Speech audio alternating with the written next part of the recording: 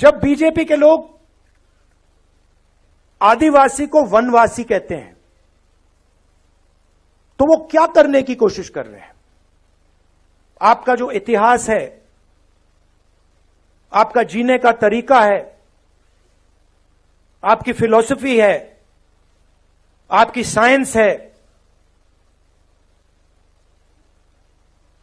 Medical science है, जिसको आप हजारों साल से चला रहे हो, उसको वो खत्म करने की कोशिश कर रहे हैं। वो आपसे कह रहे हैं कि देखिए, आदिवासी का मतलब क्या? आदिवासी का मतलब जो सबसे पहले मालिक थे।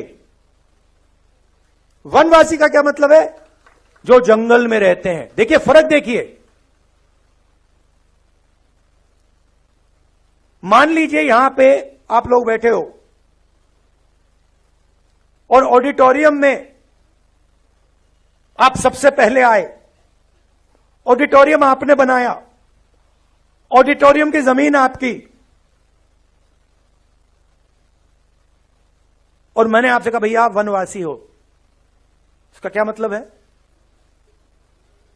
जंगल में जाओ, ऑडिटोरियम तुम्हारा नहीं है, इसका यह मतलब है। तो जब ये शब्द का प्रयोग करते हैं आदिवासी वनवासी, यह सिर्फ एक शब्द नहीं है, यह आपकी पूरी हिस्ट्री है। मैं हिंदुस्तान के एजुकेशन सिस्टम में पढ़ा हूं। स्कूलिंग मेरी पूरी हिंदुस्तान में हुई।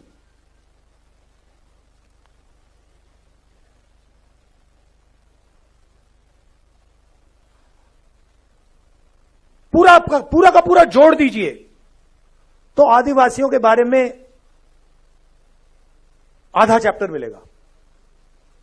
10-15 लाइन मिलेंगी कि हां हिंदुस्तान में आदिवासी भी हैं, मगर इनकी हिस्ट्री क्या है, इनके जीने का तरीका क्या है, इनके सोचने का तरीका क्या है, इनकी साइंस क्या है, इनकी पॉलिटिक्स क्या है,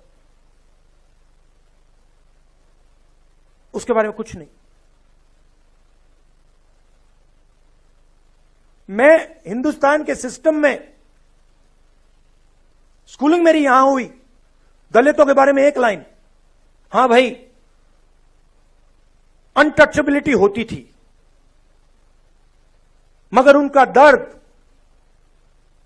उन पर जो अत्याचार हुए, उनका जो अपमान हुआ, उनका जो इमेजिनेशन था, उनकी जो सोच थी, उनकी जो साइंस थी, उनकी जो फिलॉसफी थी, उसके बारे में कितना था?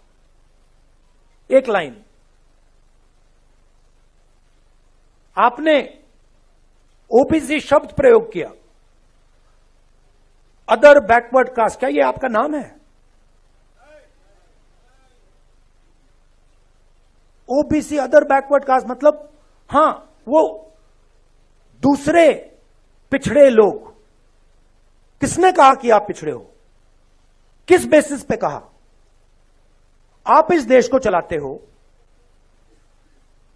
आपका खून पसीना से यह देश चलता है, आपका जो हक है वो आपको मिलता नहीं है। आपकी हिस्ट्री कहां है?